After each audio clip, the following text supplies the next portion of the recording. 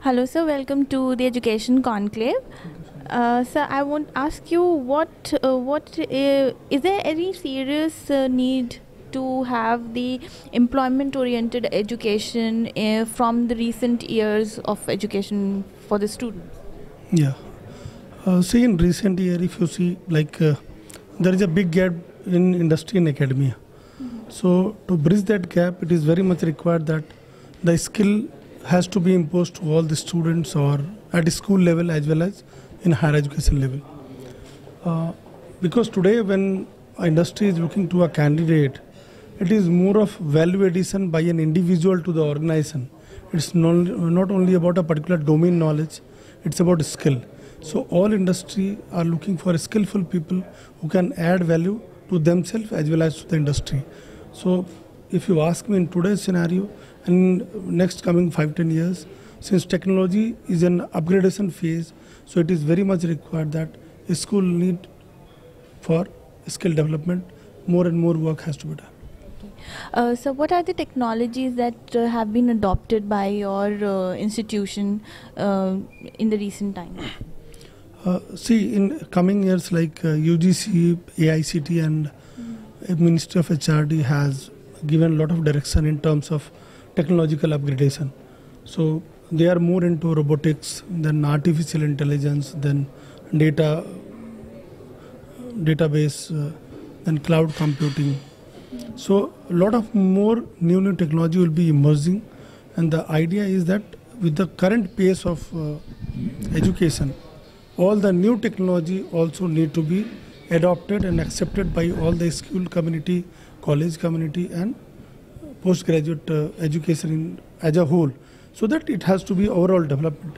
And moreover, it is more important that it shall be started from a school level, so that when a school student going for +2 class or to the graduate level, they can accept easily.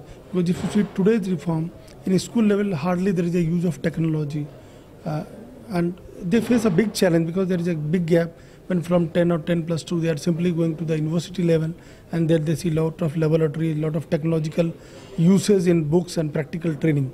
So if it has to be imposed in school level, it will be a great help to all the students' parents, and parents also need to see a direct coordination with the school, that school should impart education which is of future requirement, not rather just for a teaching. It's more of a learning approach has to be there.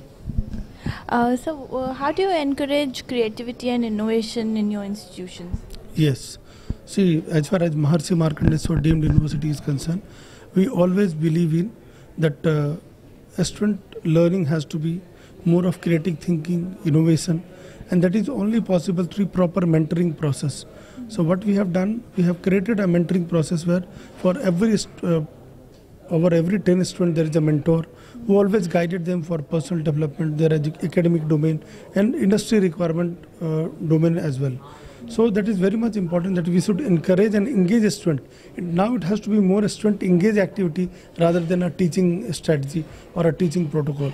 So what we are doing is, we are talking more on applications, students' engagement in different technological work, different projects, different seminar, different workshop.